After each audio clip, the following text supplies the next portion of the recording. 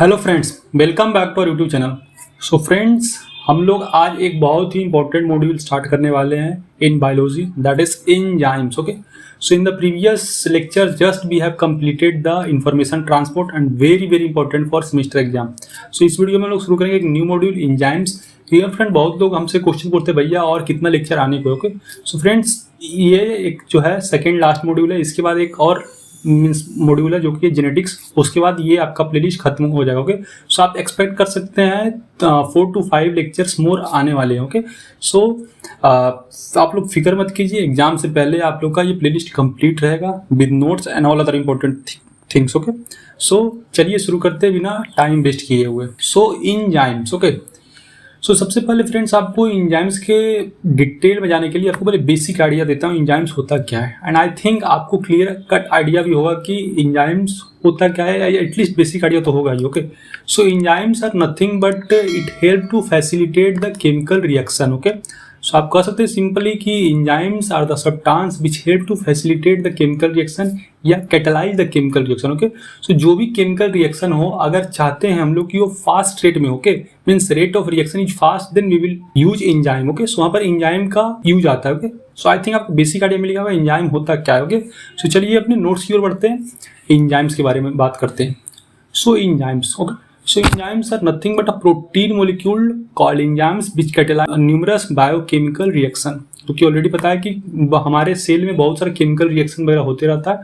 सो उसको फैसिलिटेट करने के लिए, उसको कैटेलाइज करने के लिए एंजाइम्स का यूज होता है। Some may be nucleic acid like the ribozymes, they are species of RNA molecules having enzymatic activity. बहुत इंपॉर्टेंट पॉइंट है कि ये एंजाइम्स होता है most of the case. Okay, not in all case but in most of the case they are part of the RNA molecule. Okay, so I hope आपको clear होगा कि enzymes होता क्या है, बेसिक आइडिया क्या होता है। सिंपली आप बस इतना याद रखें कि रिएक्शन को या केमिकल रिएक्शन को फैसिलिटेट करने के लिए, या आप कह सकते हैं रेट ऑफ रिएक्शन को इंक्रीज करने में हेल्प करता है। They have high degree of specificity, that is they catalyse only one type of reaction. बहुत इंपॉर्टेंट इसका आप कह सकते हैं कि एक अच्छा थिंग भी है इसके लिए कि that is it have high degree of specificity. Okay, specificity means this is specific to particular activity. Okay, so ये केवल एक रिएक्शन का, आप कह सकते हैं कि ये only one type of reaction को फोकस करता है। ओके, आपको बोलते हैं ना, आप डे टू डे लाइफ में आप सुनते हो कि ये आदमी स्पेसिफिक है, मीन्स जो काम करने के लिए ठान लिया वही करेगा। ऐसा नहीं कि पहले ये किया फिर वो किया फिर बीच में उसको छोड़कर ये किया, ऐसा नहीं है। जो एक काम की मिला उसको पूरा करके ही बाद में दूसरा पे जाएगा। Okay, so that is specificity. Okay, and most act only one particular substrate. Okay, enzymes आपको पता है these are commercially important, facilitate जहां भी आया मीन्स स्पीड आप इंक्रीज करना चाहते हैं, क्यों? ताकि प्रोडक्शन ज्यादा हो। ओके, सो ये इंडस्ट्रियल पर्पस में बहुत ही इंपॉर्टेंट होता है। Okay, however they have certain limitation, जो कि मैं फर्दर आपको बात करूं कि लिमिटेशन क्या होता है। Okay, so the production of enzyme from plant and animal is short supply. Okay, so this is the limitation कि एंजाइम्स का जो प्लांट या एनिमल से जो एंजाइम्स मिलता है वो शॉर्ट सप्लाई में होता है, क्योंकि आपको पता है that is natural process. Okay, so ऐसा नहीं कि आप एंजाइम जितना चाहे उतना आप उससे एब्स्ट्रैक्ट कर सकते हैं। Okay, so that is important, आप कह सकते हैं डीमेरिट ऑफ दिस। ओके, और limitation and other important thing that industry require continuous supply of enzyme. Okay, and microbial enzymes faced initial hiccups of their exception as people feared of that enzyme is being contaminated by the microbes. ये बहुत important point है कि एक होता है enzymes का बहुत सारा पार्ट्स भी होता है। ओके, उसमें एक होता है माइक्रोबियल एंजाइम्स, मीन्स वैसा एंजाइम जो कि माइक्रोब से एक्सट्रैक्ट हो गए। सो अर्लियर क्या था, लोगों के बीच में शंका था, मन में शंका था कि जो माइक्रोबियल एंजाइम है दीज आर कॉन्टेमिनेटेड या दीज आर एब्रप्टेड। ओके, और आप कह सकते हैं या जो है माइक्रोब्स के प्रेजेंस में खराब हो जाता है। So that is the dilemma of the various people. Okay, so these are the limitation. Okay, फिर से बताता हूँ कौन कौन सा लिमिटेशन है। पहला लिमिटेशन है कि ये कंटिन्यूअस सप्लाई में नहीं मिल पाता है, क्योंकि ये प्लांट और एनिमल से मिलता है। ओके, सेकेंड डिलिमिटेशन है कि बहुत लोग सोचे कि जो माइक्रोबियल एंजाइम है दैट इज नॉट गुड और that is contaminated by microbes. Okay, so these are the limitation. Okay, however microbial enzymes have certain advantage. Okay, so यहाँ से आपका एक बहुत इंपॉर्टेंट क्वेश्चन बनता है कि name some advantage of microbial enzyme.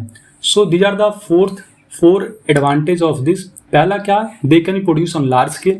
दूसरा क्या है, they can be isolated easily. Okay, means if the enzymes are excreted into the medium they can be isolated easily. means आसानी से उसको सेपरेट या अलग कर सकते हैं, इसलिए यह बहुत ही इंपॉर्टेंट होता है। थर्ड है कि यह large variety of enzyme can be produce using microbes. Okay, so microbe से ही बहुत सारा अलग अलग डिफरेंट कैटेगरी डिफरेंट टाइप्स का एंजाइम को प्रोड्यूस कर सकते हैं, जो कि बहुत ही इंपॉर्टेंट एडवांटेज है एंजाइम्स का।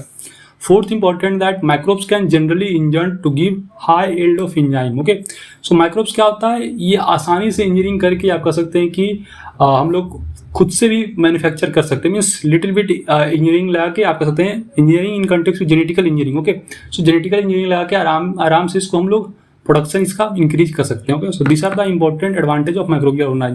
पहला है कि लार्ज स्केल में, दूसरा है कि आराम से इसको आइसोलेट कर सकते हैं, तीसरा है कि it can be produce in a various variety, and fourth is that it can be genetically engineered to produce high yield of enzyme. Okay, so these are the important things you should know about this. Next important आता है कि majority of enzymes are not derived from microorganisms followed by plants and animal. Okay, so अभी के time में most of the enzymes are extracted from the microorganisms. Okay, and they act on a certain substrate and yield a certain product. Okay, this minimize the problem of production purification. Okay, so industrial purpose के लिए भी बहुत सारा advancement हुआ, तो अब क्या है, industrial purpose में आसानी से enzymes को एक्सट्रैक्ट किया जा सकता है। Okay, due to the microorganism. Now next important topic आता है एंजाइमोलॉजी। ओके, सो एंजाइमोलॉजी क्या होता है, nothing but study of enzyme is called enzymology. Okay, यहाँ से आपको एक मार्क्स का क्वेश्चन आ सकता है दैट व्हाट इज एंजाइमोलॉजी या what is study of enzyme called, so एक मार्क्स का यहाँ क्वेश्चन बनता है इंपॉर्टेंट।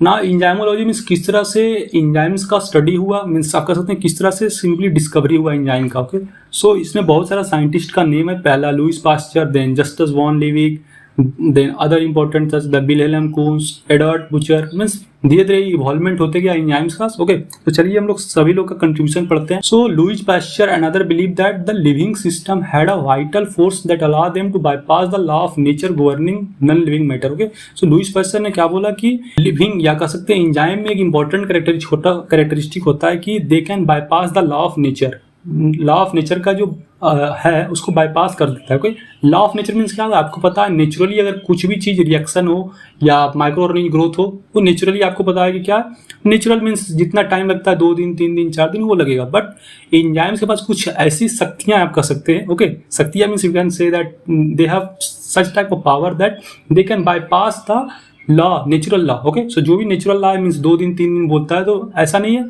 अगर हम लोग एंजाइम का यूज करें तो सिंपली फैसिलिटेट कर सकते हैं। ओके, मीन्स जो नेचुरल लॉ है उसको अगेंस्ट में जा रहे हैं। ओके, क्यों अगेंस्ट में जा रहे हैं, क्योंकि नेचुरल लॉ आपको पता है कि मीन्स 3 दिन 4 दिन है, बट एंजाइम जैसे यूज किए जस्ट 1 दिन में या कह सकते हैं कुछ ही घंटों में वो रिएक्शन हो गया, so that is the bypassing natural law. Okay, similarly Justus von Liebig and other bear of the opinion that biological process were caused by the action of chemical substances known as ferments. Okay, so किन्हीं लोग का means ये justice von लिविग का क्या मानना था कि chemical substance mainly जो होता है फर्मेंट्स वगैरह से बायोलॉजिकल प्रोसेस को बेसिकली काज होता है, मीन्स रिएक्शन को आप कह सकते हैं फैसिलिटेट करता है।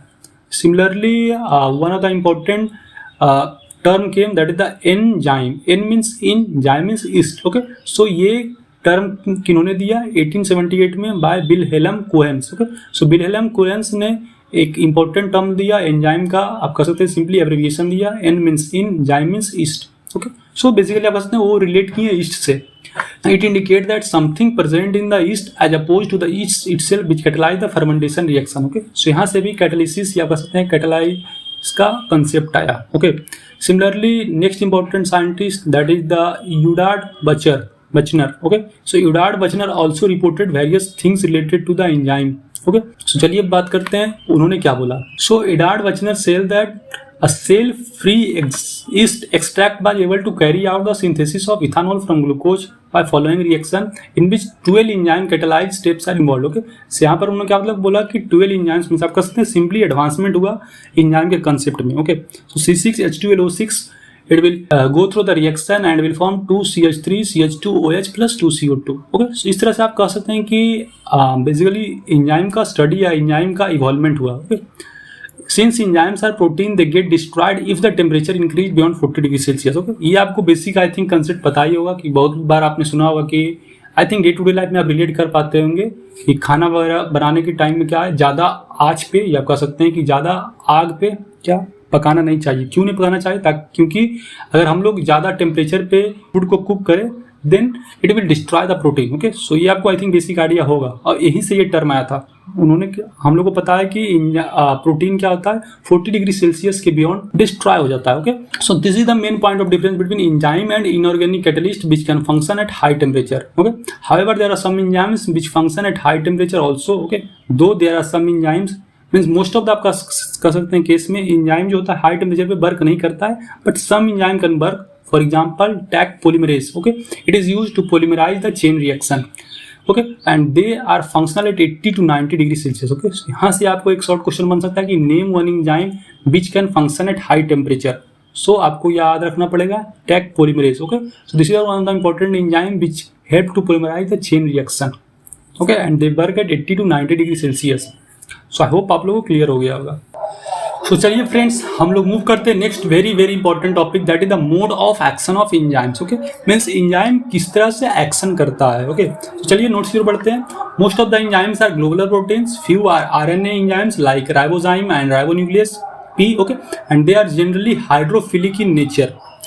सो मोस्ट ऑफ द एंजाइम आप कह सकते हैं हाइड्रोफिलिक इन नेचर होता है। Okay, hydrophilic and hydrophobic, I think we have clear cut idea that hydrophilic means water repelling and hydrophilic means water loving. Okay, philic सही होता है loving, means they are basically prone to water. Okay, enzymes act as catalyst by increasing the rates of reaction. You know very well that enzymes का main मकसद ही होता है, main function ही होता है कि वो रिएक्शन को इंक्रीज करता है, फैसिलिटेट करता है। Like protein enzymes have secondary and tertiary structure. So enzyme का सेकेंडरी और टर्सरी स्ट्रक्चर भी होता है, and in tertiary structure very important terms came that the crevices और क्लेप्स और pockets. So these are present on the active sites. Okay, so एक यहाँ important term आता है active sites. Okay, so active sites होता क्या ये पहले हम लोग जान लेते हैं। एक्टिव साइट्स मीन्स वैसे साइट को कहते हैं जो कि एंजाइम में प्रेजेंट रहता है and from where basically reaction take place. Okay, और आप कह सकते हैं मेनली वही साइट होता है जहां पर रिएक्शन को फैसिलिटेट किया जाता है। Okay, so active site is this and it is the region of enzymes where catalysis occur, you know very well. Okay, catalysis depend on the arrangement of functional group in the enzymes active sites which helps in increasing the rate of reaction. ये बहुत important point है कि catalyst जो depend करता है कि किस तरह से फंक्शनल ग्रुप का अरेंजमेंट है, so that it can facilitate the reaction. Substrate like amino acid bind to the enzyme at the active site, and the amino acid present in the active sites are usually situated at a distance from each other along the length of polypeptide chain, but they are brought into close proximity to one another as a polypeptide fold to perform the tertiary structure. तो आप कह सकते हैं simply कि starting में क्या होता है, ये दोनों जो अमाइनो एसिड रहता है, okay, they are little bit separated, but since उनको टर्सरी स्ट्रक्चर बनाना था, so after some time they came closer. Amino acid residues lining active sites facilitate the bond breakage formation, group transfer, rearrangement, acceptance, donation of proton, okay, and thus facilitate the product formation and accomplish the reaction. So ये एक important point है कि amino acid का residue होता है, okay, and that is the lining active, it facilitate the reaction. So आपको पता है amino acid तो करेगा, but amino acid के अंदर भी एक क्या होता है, lining होता है, and that will facilitate the reaction, rearrangement, acceptance. Okay, so this is the important point. Now, some species of RNA molecules have enzymatic activity and they are known as ribozymes. ये बहुत important point है कि कुछ RNA molecules में भी enzyme activity पाया जाता है. Okay? So earlier ऐसे देखा गया था साइंटिस्ट के द्वारा that no, RNA is not involved in any way related to the enzyme. But later they observed that RNA molecules have enzymatic activity. Means RNA molecule भी रिएक्शन को facilitate या increase कर सकता है, and that is known as ribozymes. Okay, so ribozymes ये ribosome की तरह है, बट आप दोनों को सेम मत समझिएगा. ओके, राइबोसोम अलग है, राइबोजाइम्स अलग है. And they were discover in the 1980s. RNA functional both has catalyst for some biochemical reaction instead of protein enzyme as well as genetic material. Okay, so ये genetic material में भी कभी कभी catalyst की तरह behave किया. And RNA आपको पता है कि इसका दो फंक्शन होता है, जो कि ऑलरेडी मैं DNA RNA के बारे में डिस्कस किया था प्रीवियस लेक्चर में, इन्फॉर्मेशन ट्रांसफर में. सो सिंपली आप कह सकते हैं जेनेटिक से भी रिलेटेड है RNA. Okay, and RNA was involved in many important life process such as metabolism, translation, slicing etcetera. A few reactions such as the cleavage and ligation of phosphodiester bond require for RNA splicing and the formation of peptide bond during protein synthesis are catalyzed by natural occurring RNA. एक important आप कह सकते हैं RNA का functionality या कहाँ use होता है, मेनली वैसा जगह होता है जो कि कुछ रिएक्शन होता है जहाँ पर क्लेवेज और लाइगेशन ऑफ फॉस्फोडाइस्टर होता है. मीन्स सिंपली लाइगेशन मीन्स होता है बाइंडिंग, सो डाइस्टर या कह सकते हैं फॉस्फोडाइस्टर जब बाइंड होता है एक दूसरे से, सो उस टाइम भी RNA एंजाइम का यूज होता है। ओके, आप कह सकते हैं ये इसका एडवांटेज है। Ribosomal RNA that catalyse the formation of peptide bond between amino acid is an example of ribozyme. Okay, so आप एक राइबोजाइम का एग्जाम में आ सकता है, तो उसका नाम क्या है, ribosomal RNA. So I hope आप लोग को आपको क्लियर होगा कि mode of action of enzyme किस तरह से होता है। ओके, यहाँ पर मेन इंपॉर्टेंट पॉइंट ये है कि एक्टिव साइट्स क्या होता है, आरएनए का मीन्स कैसे RNA act as a enzyme, and name some example of RNA enzyme. Okay, so this are the important part from this. So चलिए मूव करते हैं बहुत ही important and one of the sure short questions in the examination, that is the properties of enzymes. So enzyme का क्या क्या property होता है। सो आई थिंक एक दो तीन प्रॉपर्टी तो ऑलरेडी मैंने बता दिया। पहला कि ये रिएक्शन रेट ऑफ रिएक्शन को इंक्रीज करता है। दूसरा मैंने यही बताया कि दे आर स्पेसिफिक, मीन्स जो काम दिया गया वही करेंगे वो। ओके, तो चलिए मूव करते हैं नोट्स की ओर।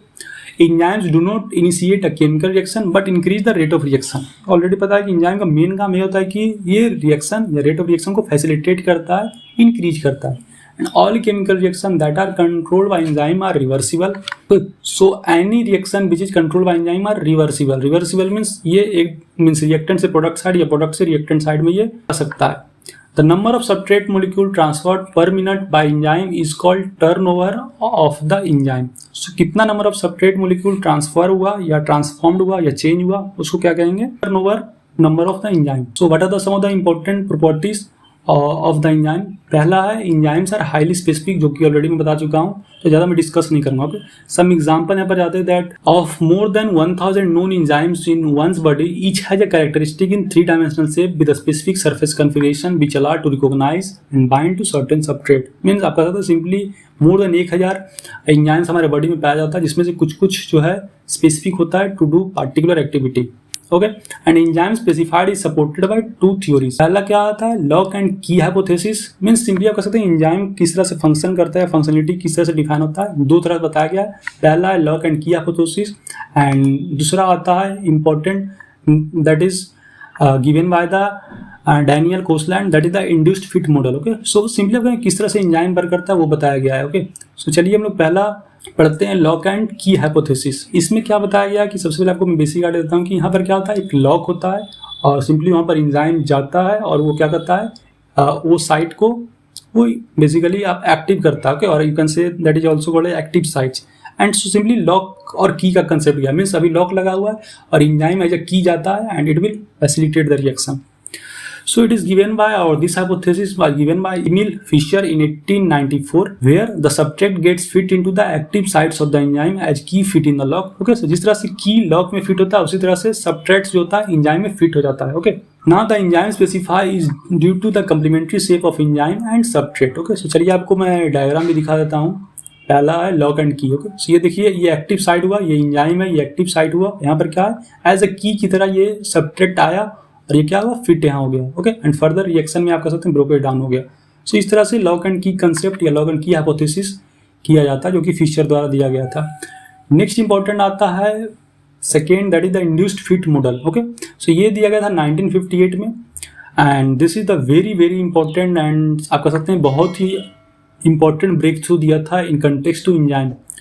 So where the active site changes in shape to fit around the substrate once the substrate enter the active site. Okay, ये दोनों में इंपॉर्टेंट आपको क्या पता है। ओके, इंड्यूस्ड फिट मॉडल और पहला जो मैंने मॉडल बताया जो कि था लॉक की। ओके, सो लॉक की और इंड्यूस्ड फिट में डिफरेंस क्या है, मेन यहाँ डिफरेंस ये आता है कि लॉक की में क्या होता है कि जैसा मीन्स लॉक दिया गया उसके अकॉर्डिंग की बनाया गया, बट यहाँ पर क्या होता है ये खुद से अडॉप्ट कर सकता है। ओके, और आप कह सकते हैं खुद से ये चेंज हो सकता है, means they can change it shape to fit around the substrate.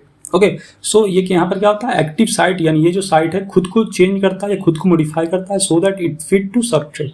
So this is the important induced fit model. Second important आता है एंजाइम का क्या इंपॉर्टेंट है, that enzymes are very efficient. Obvious है एंजाइम से बहुत इफिशिएंट है क्योंकि यह बहुत सारे रिएक्शन को फैसिलिटेट करता है। Okay, so enzymes can catalyze reaction at rate 100 million to 10 billion times more rapid than those of similar reaction occurring with enzyme. Okay, अगर कोई enzyme, सपोज आपको मैं एग्जांपल देता हूँ कि कोई अगर एक्टिविटी हो रहा है वो इन जनरल अगर 10 सेकेंड टाइम ले रहा है।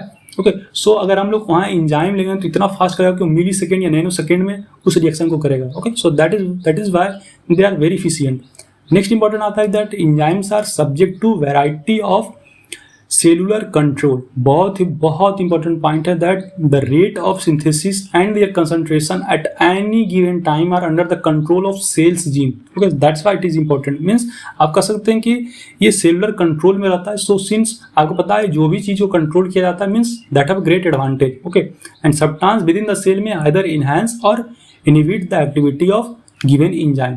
सो आई होप आपको क्लियर हो गया that enzymes are very means what is the importance of enzyme. Okay, enzyme efficient होता है, एंजाइम स्पेसिफिक होता है, and enzymes are subject to variety of cellular control. Okay, तो चलिए मूव करते हैं अपना नेक्स्ट इंपॉर्टेंट टॉपिक जो कि लास्ट टॉपिक है इस पार्ट का, that is the chemical reaction. Okay, so in chemical reaction the bonds are broken and new bonds are formed. आपको पता है कि केमिकल रिएक्शन में ओल्ड बॉन्ड ब्रेक होता है, नया बॉन्ड फॉर्म होता है। And chemical reaction can be inorganic और organic, so that is depend on various factor and amount of product form in the given time determine the rate of reaction of physical and chemical process. Means कितना product form हो रहा है वो define करता है कि rate of reaction कितना है। ओके, रेट आपको पता है कहीं भी रेट आता है मीन्स क्या है, नंबर ऑफ प्रोडक्ट अगर ज्यादा फॉर्म हो रहा है तो रेट उसका ज्यादा है, नंबर ऑफ प्रोडक्ट अगर कम हो रहा है with respect to time then it will less. Okay, so rate equal to DP upon DT. DP means product form and DT means time. Okay, means time के according कितना product बन रहा है उसी को रेट कहेंगे। ओके, और rate of reaction. So if a catalyst is added to a reaction, then it will facilitate the reaction. Okay, example में जाते हैं that when carbon dioxide react with water to form carbonic acid without catalyst, then only 200 molecules of carbonic acid are formed per hour. Okay, means जब भी carbon dioxide react करता है water CO2 plus H2O, when it will react then it will form carbonic acid. Okay, so there are only 200 molecules of carbonic acid form in 1 hour. Okay, so एक our में just 200 molecules carbonic acid बनता है। But अगर हम वहाँ enzymes लगा दें तो सेम टाइम में कितना मोलिक्यूल्स बनेगा, 6 लाख। आप समझ सकते हैं, एक तो स्टार्टिंग में 200 मोलिक्यूल्स बन रहा है, जैसे ही हम लोग एंजाइम लगाएं जो कि उसका नाम है carbonic anhydrase, so it will facilitate the reaction to such extent. आप समझ सकते हैं 1 घंटा में जस्ट 200 मोलिक्यूल बन रहा है, बट जैसे ही कार्बोनिक एनहाइड्राइज एंजाइम लगा प्रेजेंट रहा then it will produce 6 lakh molecules. So you can understand the efficiency of the enzyme. Friends, इस तरह से हम लोग ये पार्ट एंड करते हैं एंजाइम्स का। आई होप आप लोग को समझ में आया होगा। ओके, नेक्स्ट लेक्चर में हम लोग शुरू करेंगे high rates of chemical conversion and nature of enzyme action. Means किस तरह से एंजाइम एक्शन करता है वो हम लोग पढ़ेंगे। सो आई होप आपको ये लेक्चर समझ में आया होगा, जो कि मैंने यहाँ पर जस्ट इंट्रोड्यूस किया आपको एंजाइम के बारे में, एंजाइम का इंपॉर्टेंस समझाया, एंजाइम किस तरह से काम करता है, इसमें लॉक एंड फिट और अदर इंपॉर्टेंट बताया मैंने। ओके, सो आई होप आप लोग को समझ में आएगा। कोई भी डाउट है, कोई भी सजेशन है, feel free to ask here and you can join our Telegram और WhatsApp study group for getting notes and other important study material. Hope informative to you. Till then, bye bye, meet you in the next video. Thank you.